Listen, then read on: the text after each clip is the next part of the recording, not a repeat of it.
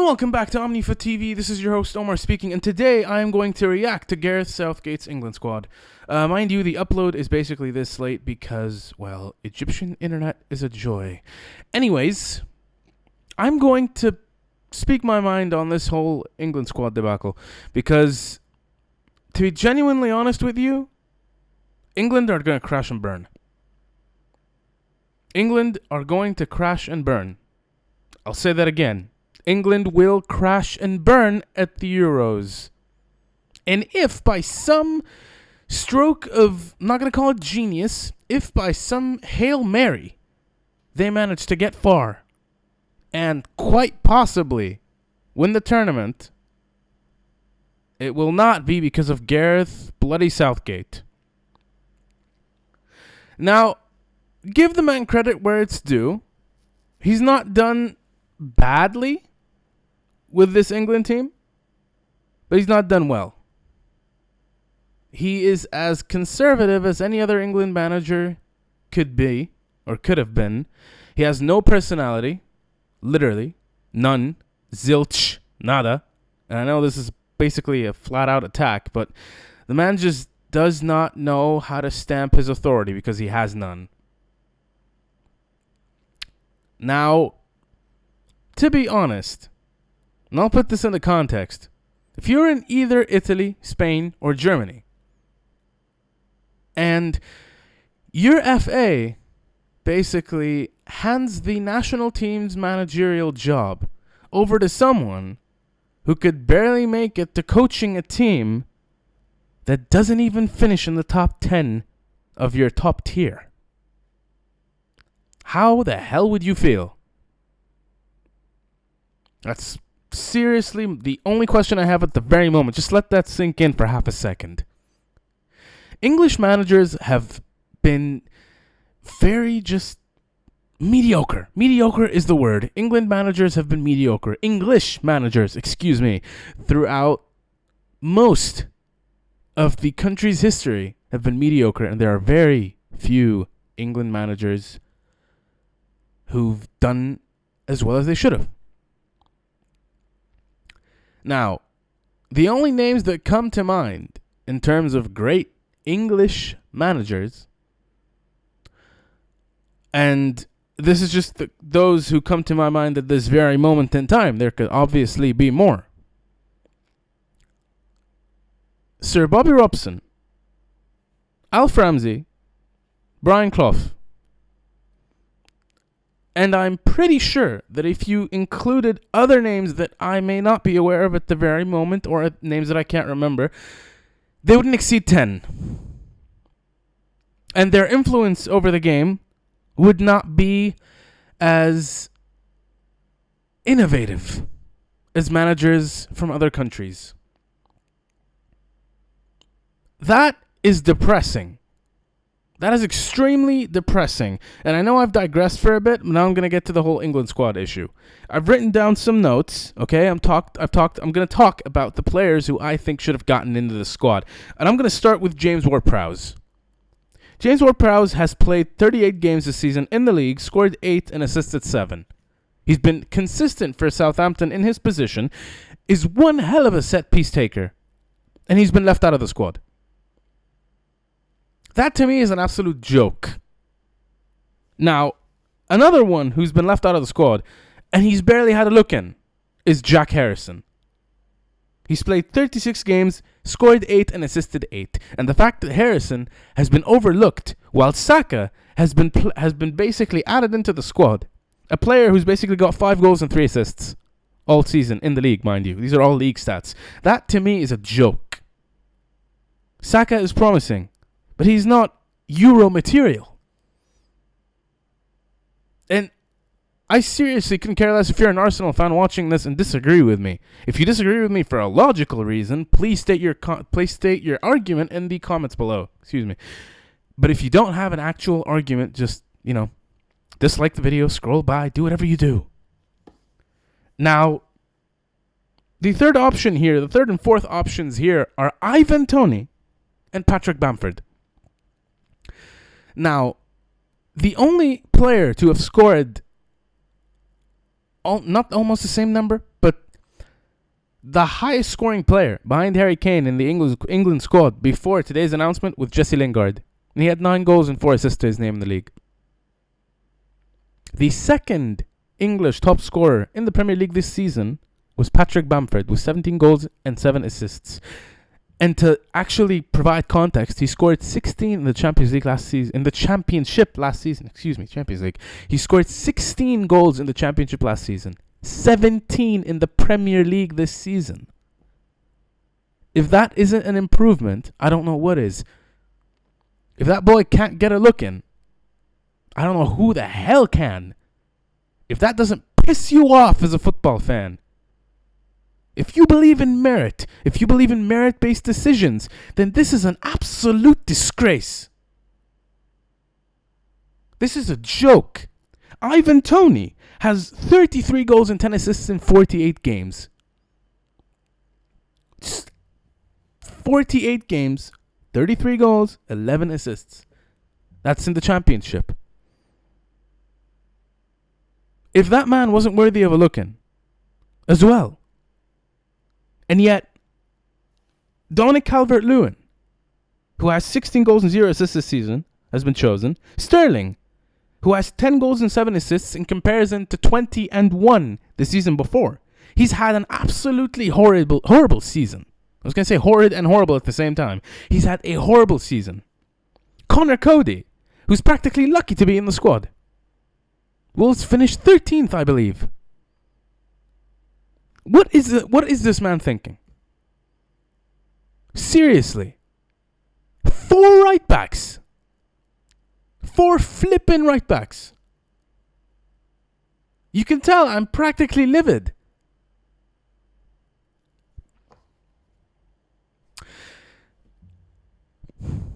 I actually had a, excuse me for a minute. I talked about this in a video that I did, I think it was last week. How managers make their decisions. There has to be this balance between seniority and merit, between experience and merit. The fact that Henderson is in the squad, despite being injured, having a horrible season. I was actually glad Calvin Phillips was in the squad, because he's earned it. But the man's taken 8 defenders, I believe. Two holding midfielders in Henderson and Phillips. And just forwards who shouldn't be making the cut. What is this? Sterling, Saka, Dominic Calvert-Lewin, they should all be gone. Trent Alexander-Arnold should not be in the squad. But if you disagree with me and have actual stats, mind you, to prove that he's actually done better than most people think, because I've run into a couple of stats, but they haven't necessarily been verified. He's below in the pecking order, behind James, and behind just. This is not how you pick a squad. I am no manager, okay? But I can smell bullshit a mile away, if not longer. This is not how you pick a squad. Why don't people actually get it in their heads that players who are on form, consistent, and able to do what they've been doing before being picked, or for whatever the hell happens as soon as they've actually finished their seasons, that they can do this again?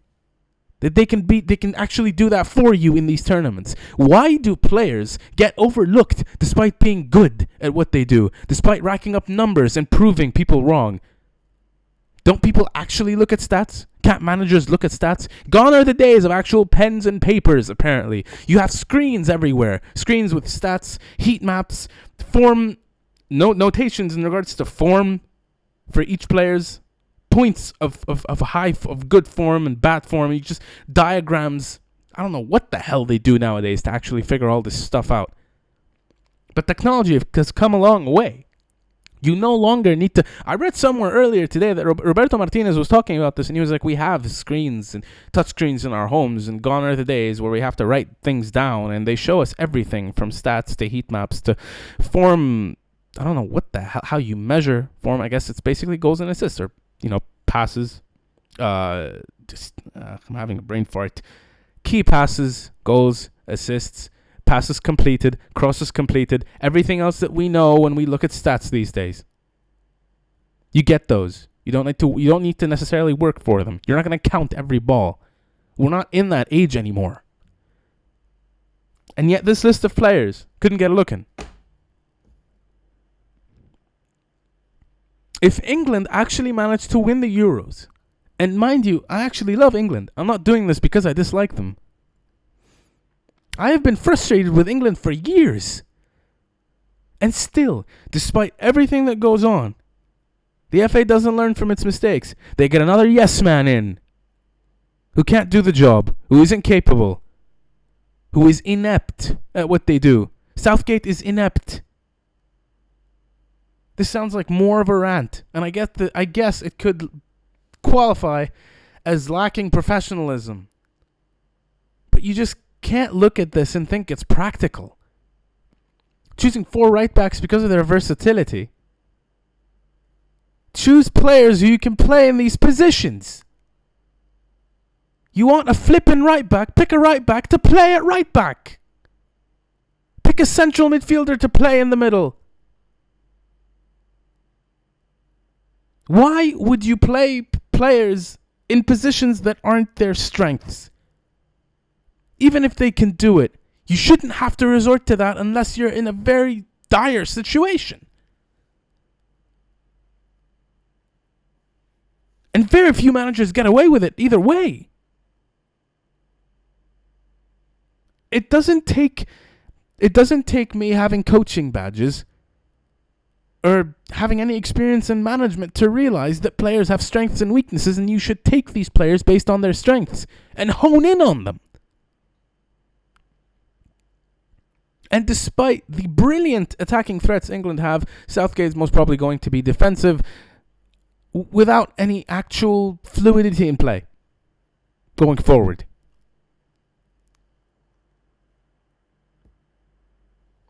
Man, I just don't know what to do with England anymore. Seriously.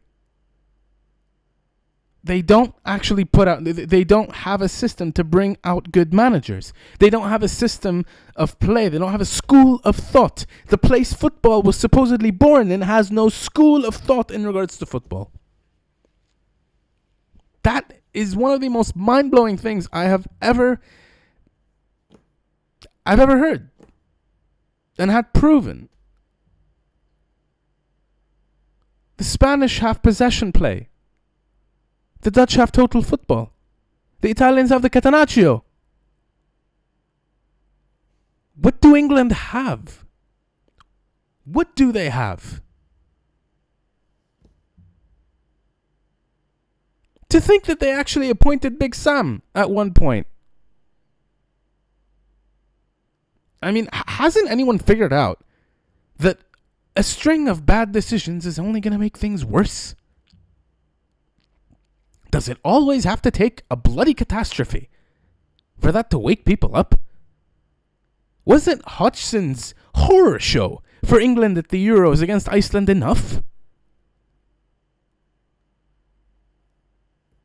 And they take players for fools. This isn't the first time I've sat here and looked at a squad sheet for an international tournament that belongs to England and thought, how many players actually deserve to be in on form and on merit that didn't even go?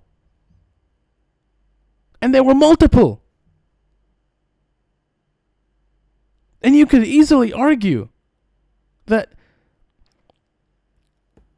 you should ask the question, what should these players do? What more could Patrick Bamford possibly do to get into the England squad? What more could Ivan Toney have done this season in the Championship to get into the England squad? For God's sake, England were playing Emil Heskey up front at one point.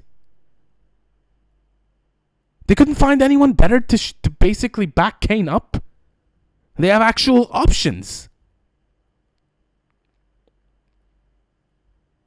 Are these people mad?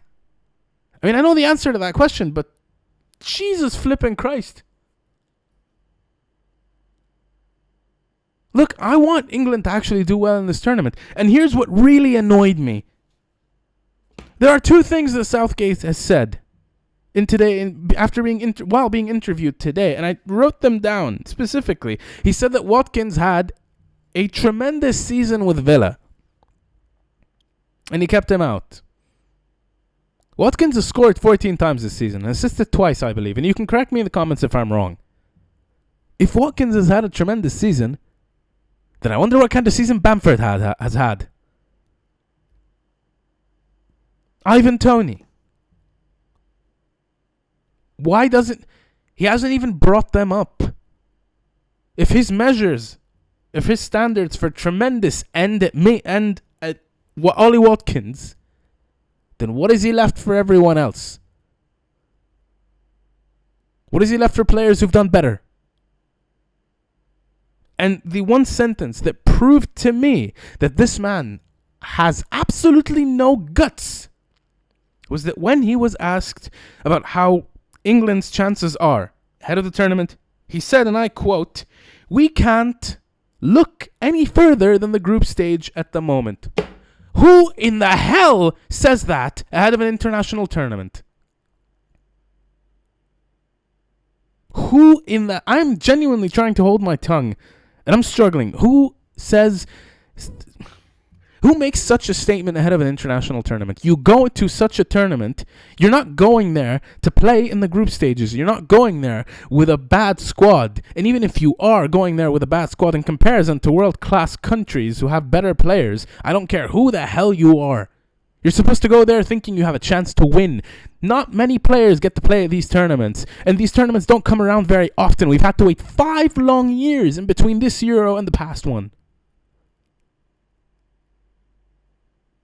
You don't make such a statement.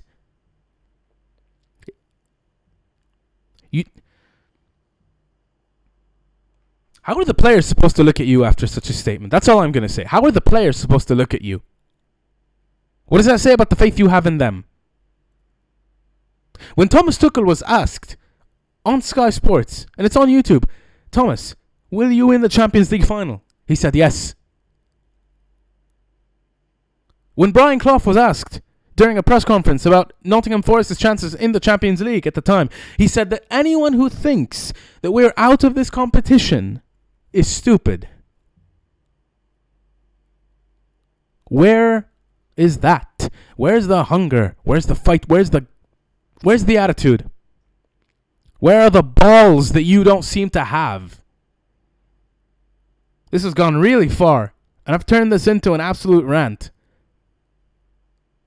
If the man had actual balls, he would have said something different. And this reminds me of something else. I remember when Egypt were going to the World Cup in 2018, and this is by no means a comparison. It's the fact that the players at the time thought that, okay, let's get beyond the group stages. That was their ambition.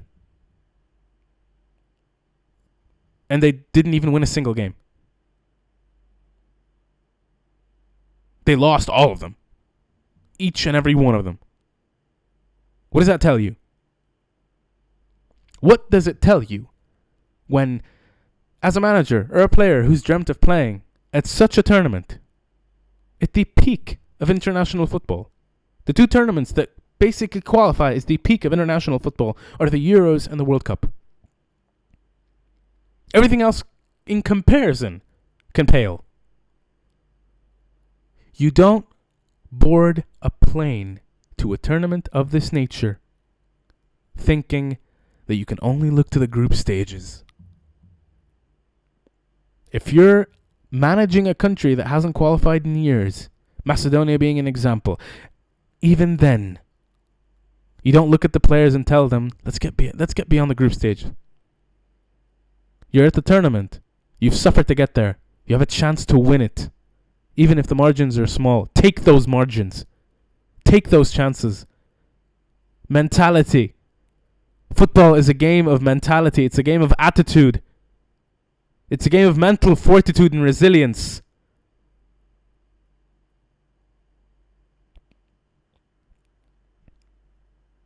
I never intended for this video to be a rant. I'll be honest. I seriously didn't.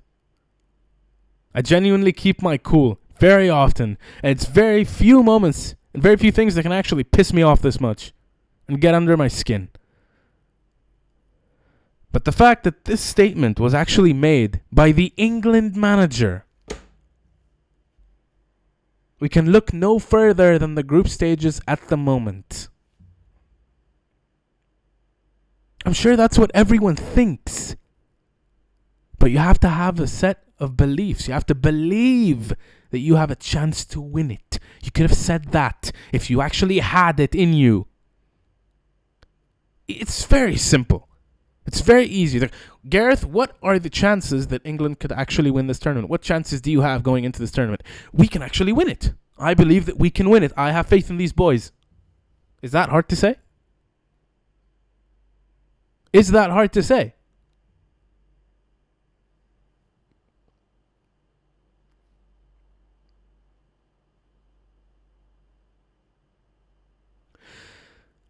I've said everything I've had to say for today. And this is not a happy video by any means. This is not a video I looked forward to making. In fact, I didn't really want to make it to begin with. This kind of thing frustrates me with football. It depresses me. It seriously depresses me. To see a country that has just pushed out player after player of such a high caliber, one after the other, and underperform at every chance they took. England didn't even qualify for Euro 2008. Under a mediocre manager as well.